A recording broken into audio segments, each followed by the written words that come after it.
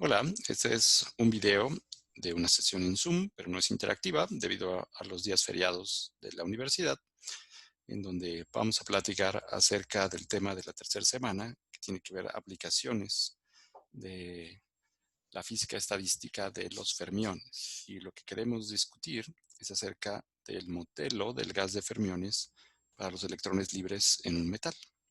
Entonces vamos a platicar un poco acerca de ello. Para eso quiero compartirles mi pantalla. Eso que estamos viendo aquí son las notas de esta sección. La semana 3, electrones en metales y enanas blancas. Vamos a hablar sobre los electrones en metales.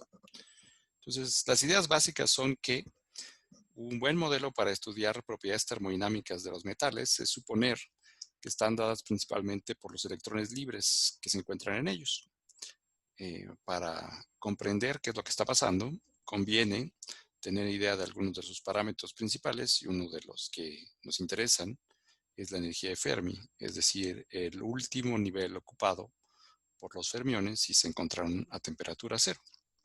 Veremos que para calcular la densidad de electrones necesitamos conocer, para calcular la energía de Fermi necesitamos la densidad de electrones, y que la energía de Fermi va como la potencia 2/3 de esa densidad. Cuando uno hace el cálculo de la energía de Fermi, encuentra que el orden de magnitud para los metales a temperatura ambiente es del orden de varios electronvolt. Después, introduciremos una escala de temperatura asociada con la energía de Fermi. Hay que dividir esa energía entre la constante de Boltzmann, y el resultado principal es que esa escala es de 10 a la 4 kelvins. Por lo tanto, las temperaturas a que nosotros nos encontramos del orden de 10 a la 2 kelvins representan una fracción del 1% de la energía de Fermi. Entonces, para los propósitos que nosotros queremos de comprender las propiedades de los metales, es una aproximación razonable examinar las propiedades de ese gas de fermiones como si estuviera muy próximo a temperatura cero. Entonces, las aproximaciones de baja de temperatura de ese gas de fermiones nos van a dar el orden de magnitud correcto para las propiedades termodinámicas de los metales en cuanto a su energía interna, su presión, el módulo de compresibilidad, la velocidad del sonido y el calor específico. Entonces, es lo que queremos hacer. Entonces, aquí en las notas, lo que se explica es que si bien un metal es un sólido, de ninguna manera es un gas, lo que sí podemos pensar es que los electrones que están asociados a los átomos que están puestos en posiciones regulares adentro del cristal del metal, los electrones libres, esos básicamente se pueden mover por todos lados adentro del volumen que ocupan ¿cómo se llama? El metal. Una cosa que necesitaríamos hacer para poder usar los modelos de gas de fermiones no interactuantes es tratar de justificar por qué podemos decir que los electrones no interactúan unos con otros. Y ahí la idea es que si fuera solamente el vacío y no hubiera nada más, pues la interacción electrostática entre los electrones sería imposible de ignorar. Pero de hecho, la presencia de las demás cargas, las presencias de las cargas positivas de los iones del metal, hace que esta interacción coulombiana se vea fuertemente apantallada. Y en muchas circunstancias uno puede, a primer orden, ignorar los efectos de la interacción entre electrones porque esa carga está apantallada por la presencia de las otras cargas positivas. Entonces, considerando eso, vamos a tratar de calcular cuánto vale la energía de Fermi de un gas de fermiones que tuviera la densidad de electrones libres presentes en esa muestra de metal. Para calcular la energía de Fermi, ustedes necesitan hacer la aproximación no relativista, de que depende como el cuadrado del momentum de los electrones. Entonces, para eso introducimos el número de onda de Fermi, la KF, y para calcular la KF, en sesiones anteriores hemos visto que depende como la raíz cúbica de la densidad de electrones. También ahí hay factores de la degeneración de spin. Los electrones tienen spin en medio, entonces el factor 2s más 1 es fácil de calcular, es un 2, y entonces se puede evaluar la energía de Fermi. La cosa que necesitamos saber es la masa de los electrones y cuál es la densidad que están ahí. Entonces, la densidad de electrones se puede calcular utilizando simplemente nuestros métodos que aprendimos en química. Si nosotros conocemos la masa atómica del metal y conocemos su valencia, o sea, cuántos electrones libres vamos a tener en el metal por cada átomo, y conocemos la densidad de masa, pues entonces, sabiendo el número de Avogadro, podemos calcular la densidad de electrones, calculando el número de moles que hay ¿cómo se llama?, del metal por unidad de volumen, y con esa información podemos calcular el número de electrones multiplicando por el número de Avogadro y por el número de electrones por cada átomo que esté allí. Entonces, si lo hacemos y lo corremos aquí en línea, lo que observamos es que esa densidad de electrones por metro cúbico es del orden de 10 a la 28 electrones por metro cúbico. Este número es comparable con lo que está en los libros de texto. Obviamente no nos va a ser el mismo número si no usamos exactamente la misma densidad y los mismos valores de las constantes, pero el orden de magnitud es el correcto. Entonces, la idea es que si ustedes saben la identidad química del metal y tienen información sobre su densidad, las tablas, ahora lo pueden hacer en internet, pues pueden calcular cuántos electrones libres hay por unidad de metro cúbico, por unidad de volumen. Y con esa información, pues van y calculan el número de onda de Fermi, el momentum, y con el momentum calculan la energía de Fermi. Bueno, vamos a agarrar el ejemplo del sodio, y entonces podemos hacer los cálculos que están allí y evaluar directamente cuánto vale el número de onda de Fermi y cuánto vale la energía de Fermi. Sale 5.06 por 10 a la menos 19 joules. Y a lo mejor medir un número tan chiquito en joules no es muy conveniente, y por eso en ciencia de materiales muchas veces la energía se mide en electronvolts. Y un electronvolt es el producto de la carga elemental, un electrón, y número en valor absoluto multiplicado por un volt, y el producto es un electronvolt. Y eso es del orden de 10 a la menos 19 joules. Entonces es una escala conveniente para medir las energías de Fermi de los metales comunes. Entonces en esas unidades, la energía de Fermi del sodio es 3.2 electronvolts. Y bueno, otra vez vemos que ese número es correcto en términos del orden de magnitud si los comparamos contra lo que dicen los libros de texto. Ahí en la tabla 30.1 del libro de Blondel y Blondel, los valores de la energía de Fermi para varios metales andan del orden de algunos cuantos electronvolts. Entonces, si tenemos la energía de Fermi en electronvolts o en joules, no importa, también podemos calcular cuál sería una temperatura característica asociada con esta energía. Entonces, si agarramos la energía de Fermi y la dividimos entre la constante de Boltzmann, el resultado va a ser una magnitud que tiene las dimensiones de una temperatura. No es una temperatura real, es simplemente cuánto equivaldría, qué tan caliente tendríamos que tener un gas clásico como para que su energía cinética fuera equivalente a la energía de Fermi que tiene el metal. Y entonces, si hacemos eso, lo que nos sale es una temperatura muy alta.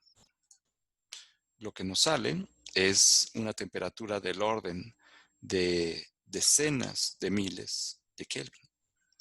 Y eso pues es muy grande comparado contra la temperatura ambiente. Si hacemos el cociente de la temperatura ambiente con la temperatura de Fermi, pues nos sale del orden del 1%. Y eso es un resultado típico. Entonces, lo que vemos es que comparado con tu temperatura característica, con la escala de temperatura característica del gas de fermiones, la temperatura ambiente es muy pequeña. Eso quiere decir que, como sabemos, una aproximación de temperatura cero, que se puede trabajar muy bien analíticamente, nos va a dar una idea muy aproximada de lo que podemos esperar para las propiedades de ese gas de fermiones. Si necesitamos mejorarla, pues podemos hacer un desarrollo utilizando la fórmula de Sommerfeld y veremos que el orden cero, que es los resultados a temperatura del cero absoluto, van a tener que ser corregidos por un número cuya escala va a estar determinada por el cuadrado de este 1%. Y los términos sucesivos pues van a ser todavía muchísimo menos importantes, de manera que es razonable utilizar un desarrollo en serie de potencias en temperatura. Entonces, para comenzar, lo que hay que hacer es hacer la aproximación de baja temperatura. Entonces, lo que tenemos que hacer es integrar. Por ejemplo, si queremos calcular la energía interna, es integrar a la densidad de estados por el producto de la energía entre cero y la energía de Fermi. Estamos diciendo que todos los estados por debajo de la energía de Fermi están ocupados y todos los que están por encima de la energía de Fermi no están ocupados, y los contamos con esta densidad de estados. Con esa información podemos calcular la presión, y a partir de la energía interna también podemos calcular el modo de compresibilidad. Una cantidad que es interesante para hacer un contacto, digamos, intuitivo con los números que estamos sacando es la velocidad del sonido. Y la velocidad del sonido se puede obtener a través de ese módulo de compresibilidad y la densidad de masa del metal, o sea que es una cantidad accesible. Y la otra cosa que podemos calcular es el calor específico por unidad de número de partículas, que tiene que ver con una derivada de temperatura de la energía interna. Entonces se ve que la ruta de calcular la energía interna va a ser bastante fructífera porque podemos calcular todas estas propiedades asociadas con esta integral. Bueno, entonces vienen los trucos del negocio. Y el truco del negocio es recordar que la parte importante de la densidad de estados es la potencia a la que hay que elevar a la energía. Si bien sabemos que la GDE tiene enfrente un número de constantes enfrente de esa dependencia, lo que pasa es que por la forma en que calculamos los promedios, que tenemos que hacer una integral que tiene que ver con el momento de la distribución que nos preocupa, pero dividido entre la constante de normalización, el factor alfa, la constante que tiene toda la dependencia que no tiene que ver con la energía, se cancela en estas integrales. Entonces ponemos la GDE como alfa por e a la 1/2 arriba y abajo en las integrales, sacamos a la parte constante y esa se cancela del terreno. Entonces la única cosa que nos va a determinar las propiedades es la potencia a la que tenemos que elevar la energía para calcular cómo depende la densidad de estados con la energía. Obviamente esto depende pues, de que tengamos una aproximación no relativista, depende del spin de las partículas, todos los detalles, pero una vez que hacemos eso bien, lo único que necesitamos saber es que GDE va como la raíz cuadrada de I.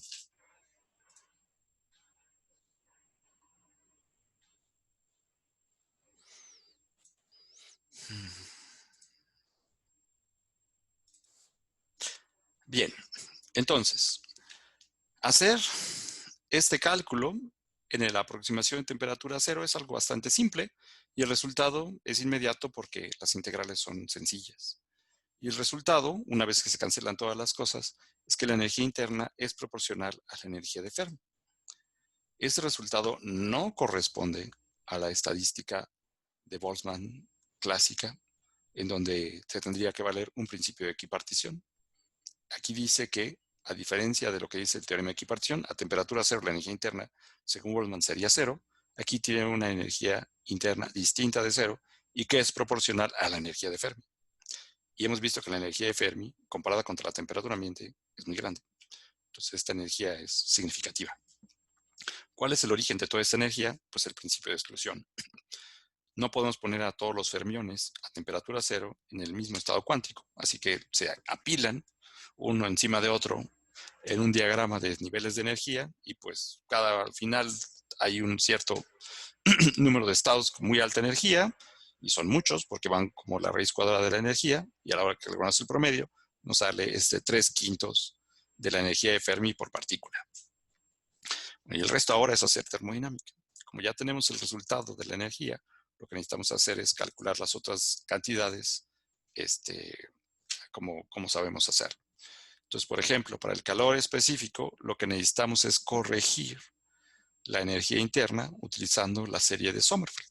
Tenemos el valor a temperatura cero y utilizando la serie de Sommerfeld, ustedes pueden hacer el cálculo fácilmente, encuentran que la primera corrección es cuadrática en el cociente de K por T entre la energía de Fermi. Y otra manera de ponerlo es que K entre la energía de Fermi es igual a 1 entre la temperatura de Fermi. Eso quiere decir que el orden de magnitud de este paréntesis que está acá es del 1%. Entonces es del orden de 10 a la menos 2. Y una vez que lo elevamos al cuadrado, ese orden de magnitud de la corrección es del orden de 10 a la menos 4 respecto del total. Entonces es una muy buena aproximación. Entonces ahora lo que tenemos que hacer es calcular las derivadas. Necesitamos la derivada respecto de temperatura de esta energía interna. Y como tiene un factor cuadrático allí, cuando hacemos los cálculos nos queda un factor lineal en la temperatura. Y eso es un resultado muy importante. Lo que dice es que se obedece la tercera ley de la termodinámica. A medida que la temperatura va a cero, su capacidad calorífica, su calor específico, también va a cero. Pero lo hace de una manera muy específica, de una manera que predice que lo hace de manera lineal, y eso es algo que se puede checar en los experimentos. Ahora, como ya tenemos a la energía interna y tenemos la relación que hay entre el gran potencial y la energía interna, pues entonces podemos calcular la presión. Entonces, el factor de 2/3 de U entre V se simplifica y lo que nos queda es que la presión es 2/5 de la densidad de fermiones multiplicada por la energía de Fermi. Entonces, una vez más, el resultado es bastante sencillo y conviene recordar. Una vez que podemos calcular a la presión, también podemos calcular sucesivamente al módulo de compresibilidad y la velocidad del sonido. Para calcular al módulo de compresibilidad necesitamos tomar una derivada respecto del volumen de la presión y aparentemente, nada más en la expresión de presión como N entre V por la energía de Fermi, parecía que está muy fácil, pero debemos recordar que la energía de Fermi también depende de la densidad. Entonces necesitamos tomar en cuenta esta doble dependencia del volumen, uno en la densidad y la energía de Fermi que depende de la densidad. Entonces, lo que necesitamos hacer es simplemente fijarnos en la potencia a la que aparece la densidad de la energía de Fermi. Si tomamos eso en cuenta, las constantes a la hora de llevar a cabo las derivadas se pueden reagrupar otra vez y podemos poner de nuevo al modo de compresibilidad en términos de la misma densidad y la energía de Fermi. Entonces, si usamos esta información y calculamos cuánto vale el módulo de compresibilidad para el sodio, encontramos un número del orden de gigapascales. Y esto, pues, a lo mejor, a menos que hayan tenido algo de experiencia en otras ciencias materiales, no les va a decir mucho, pero algo con lo que sí tienen experiencia es con la velocidad del sonido en los sólidos. Y entonces podemos proceder a calcular la velocidad del sonido a través de la ecuación que dice que es la raíz cuadrada del cociente del módulo de compresibilidad y la densidad del material, la densidad de masa. Entonces, si hacemos esto para el sodio, lo que obtenemos es un número del orden de 3000 metros sobre segundo, que es un orden de magnitud correcto, y si lo comparamos con el vuelo experimental, que es de 3200 metros sobre segundo, vemos que el porcentaje que podemos explicar del total de la velocidad del sonido es mayor del 90%. Entonces, esta aproximación de temperatura cero pues nos da el orden correcto de la escala de la velocidad del sonido en los sólidos. Y vamos a parar esto y vamos a tener una discusión sobre estas cosas y sobre la tarea el día de mañana. Gracias.